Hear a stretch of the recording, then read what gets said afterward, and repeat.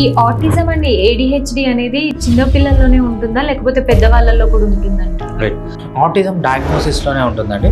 Autism అనేది only పిల్లవాళ్ళలో ఉంటేనే దాన్ని ఆటిజం అంటాం.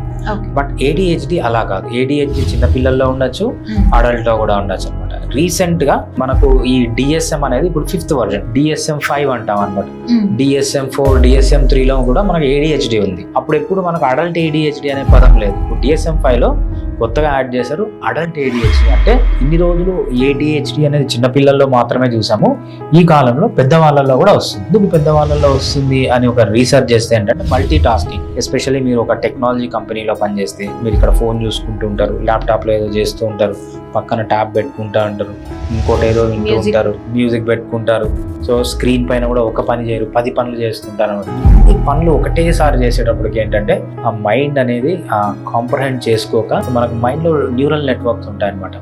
మనకు task mode network, default mode networks అని 2 ఉంటాయి. సో టాస్క్ మోడ్ నెట్వర్క్ ఎప్పుడైతే ఎగ్జైట్ అవుతుందో డిఫాల్ట్ మోడ్ నెట్వర్క్ అనేది కూల్ డౌన్ అవ్వాలి. ఎప్పుడైతే default mode network excite task mode network అనేది కూల్ డౌన్ అవ్వాలి. సో ఇలా కాకుండా అంటే మైండ్ అంతా ఒక సింక్రనీ, అంటే మన డిఫరెంట్ మైండ్ పార్ట్స్ కి ఏవైతే న్యూరల్ నెట్వర్క్స్ కి సింక్రనైజేషన్ లేకుండా అయిపోతుంది ఈ పనులన్నీ ఒకటేసారి చేయడం వల్ల. అందుకు మనకు ఇప్పుడు అడల్ట్ ADHD అని కూడా ఒక మంచి డయాగ్నోసిస్ ఉంది అనమాట. సో ఇది హోమియోపతిలో ఎలా ట్రీట్మెంట్ ఉంటుందంటారు, ADHD కానీ ఆటిజం కానీ?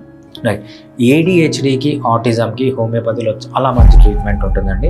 సో సింపుల్గా చెప్పాలంటే వేరే దానికి హోమియోపతికి డిఫరెన్స్ ఏంటంటే, వేరే దాంట్లో ఆటిజంలో కానీ మీకు ADHDలో కానీ వాళ్ళకి ఆ డిసీజ్ని క్యూర్ చేసే మెడిసిన్స్ ఎక్కడా లేవు. బాగా ఎగ్జైట్ అవుతున్నాడా, మత్తు వచ్చే మందు ఇవ్వండి. బాగా డల్గా ఉన్నాడా, బాగా ఎగ్జైట్ అయ్యే మందు ఇవ్వండి. Either excite or makes him calm, అంతే.